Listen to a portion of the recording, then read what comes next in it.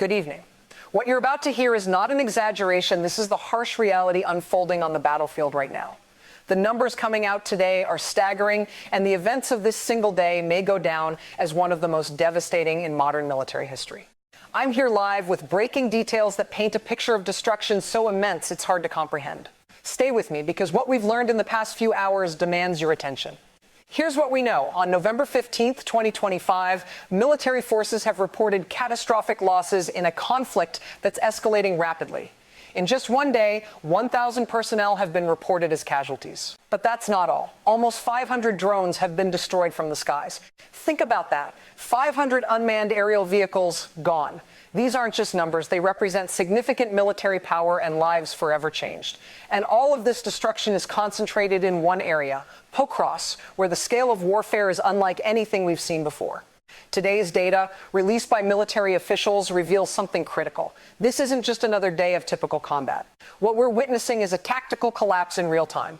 The losses are so severe that military analysts are struggling to fully grasp the implications. Losing over 1,000 troops in a single day isn't attrition, it's devastation. Losing nearly 500 drones in 24 hours isn't wear and tear. It's the destruction of a technological advantage. And this is all verifiable. These numbers come directly from official military sources, making this as close to reality as it gets in modern war reporting. Let's break down exactly what happened in this 24-hour period. According to the armed forces of Ukraine, the personnel losses alone topped 1,000. But when you look at the equipment and technology losses, the scale of this attack becomes even more alarming. In just one day, 490 drones were destroyed. That's nearly 500 eyes in the sky, 500 reconnaissance and strike platforms gone.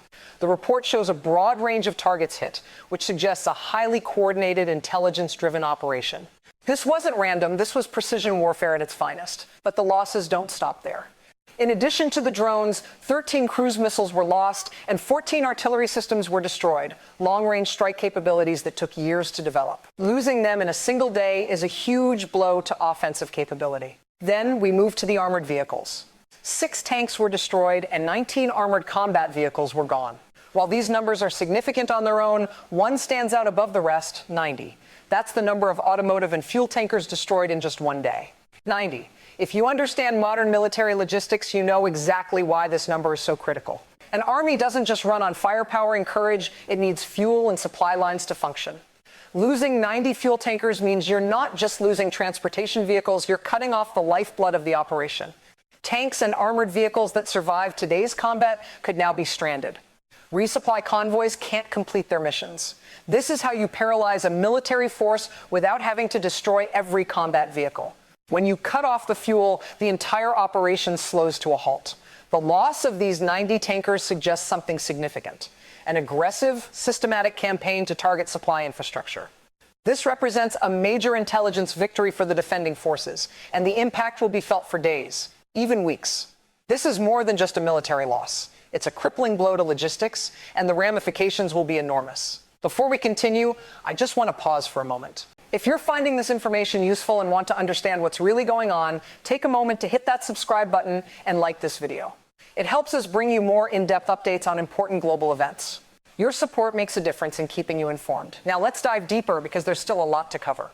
What we've discussed so far is just a snapshot of one day, but to fully understand the significance, we need to zoom out and see the bigger picture. This conflict didn't start today.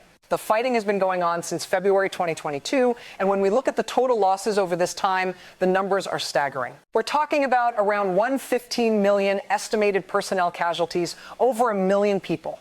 That's a huge human cost. But it doesn't stop there. The loss of military equipment is equally devastating. Since the conflict began, 11,350 tanks have been destroyed.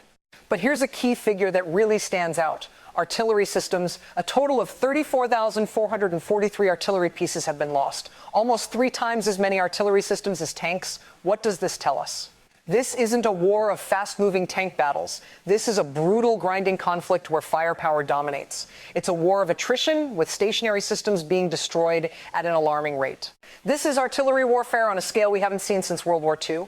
And those drones we mentioned earlier, the 490 lost today, are part of an even bigger total. Since the conflict began, 80,000 drones. This is the first major conflict where drone warfare has become industrialized. These platforms are being consumed and replaced at a rate that would have been unthinkable just a decade ago.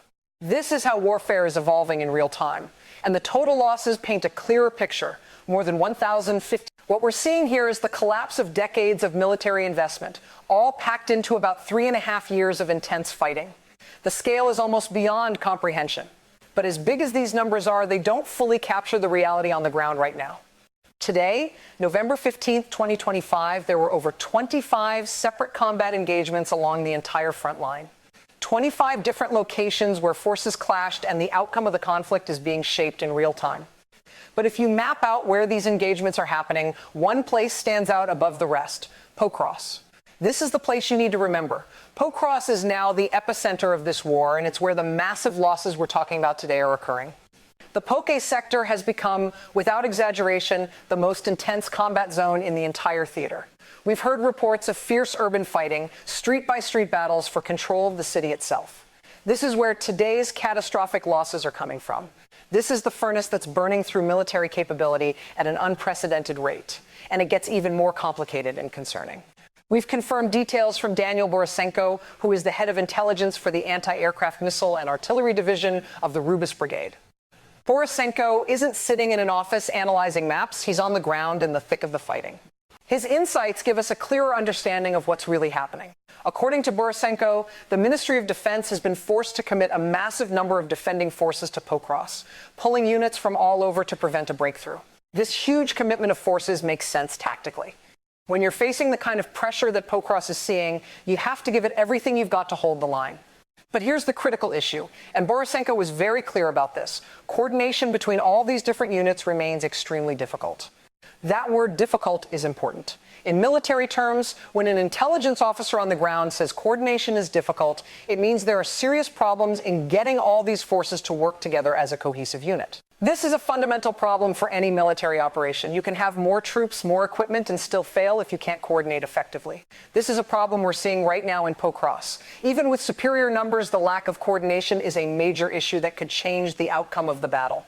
So what we're witnessing is a brutal, grinding war where the losses are not just in people, but in vital military resources. The numbers are staggering, and the situation in Pokrovsk is the focal point of the conflict right now. This is where key decisions are being made. And the difficulties in coordination and the scale of destruction we're seeing point to an escalating war that's taking a heavy toll on everyone involved. The fight for Pokrovsk is a critical one, and it's a turning point in this ongoing conflict. The situation unfolding on the battlefield is one of immense pressure, complexity, and intensity, and it's critical to understand how these factors are shaping the course of the war. Modern warfare is no longer just about firepower and the number of tanks or artillery pieces on the front lines. It's about coordination, communication, and leadership. When forces aren't coordinated properly, when they don't have a unified command structure, vulnerabilities start to emerge. Different units have different communication systems, different tactical procedures, and different command structures. And when these units are integrated quickly under combat pressure, friction becomes inevitable. The real question in this situation becomes whether this friction creates exploitable weaknesses that the enemy can take advantage of. So let's break this down further, because this is where all the pieces of this complex puzzle start coming together. On one side, we have Russian forces that are suffering catastrophic losses. The reports from the front lines indicate that in just one day, Russia has lost over 1,000 personnel. When you add to that the 490 drones that have been destroyed, along with 90 fuel tankers, you get a clear picture of the scale of these losses. These numbers are unsustainable. No military can absorb this rate of attrition for long. The logistical bleeding is severe, and it could potentially be fatal to Russia's ability to continue offensive operations. But despite these losses, Russia continues to push forward, trying to maintain its operations, even though their logistics and personnel are rapidly being depleted. On the other side, you have the defending forces. They are winning tactically, inflicting severe damage on the Russian forces, but they're also facing significant challenges of their own. These forces are grappling with critical coordination issues at the exact moment and location where the fighting is the most intense. While they are causing damage to the enemy, they are struggling to synchronize the multiple units that have been committed to the battle in real time. Coordination in modern warfare is absolutely essential. A lack of it can create serious operational challenges. When forces don't operate as a cohesive unit, they become vulnerable. But the issue goes beyond simply integrating forces. It's about making sure those forces are effective when they are under heavy pressure. The Pokrovsk sector, where the fighting is especially intense, is proving to be the most critical location in the conflict right now. While there is combat happening in other sectors like the Kostanka and Lyman areas, it's in Pokrovsk that the fate of the entire front line is being decided. The fighting in this area has reached a level of brutality that suggests it could be a decisive point in the conflict. The losses are staggering, and the commitment of forces is unmatched. This is the point where the outcome of this war could change the direction of the entire conflict. At the same time, the defending forces are struggling to deal with the massive pressure in this area. They have committed an enormous number of defending units to the Pokrovsk sector, pulling in forces from various commands in an effort to hold the line. While this makes tactical sense, after all, when you're facing such pressure, you need to commit everything necessary to hold your position. There's a major problem. The coordination between these different forces has been difficult. According to Daniel Borisenko, who is on the ground in the thick of the fighting, the Ministry of Defense has been forced to pull in forces from all over to defend this crucial sector. But with all of these different units, there's a serious challenge in getting them to operate as a cohesive unit. In military terms, coordination is absolutely crucial. When Borisenko describes coordination as difficult, it's clear that there are serious issues at play. Different forces are using different communication systems, different procedures, and different command structures. And when these forces are thrown together in a combat zone, friction is bound to occur.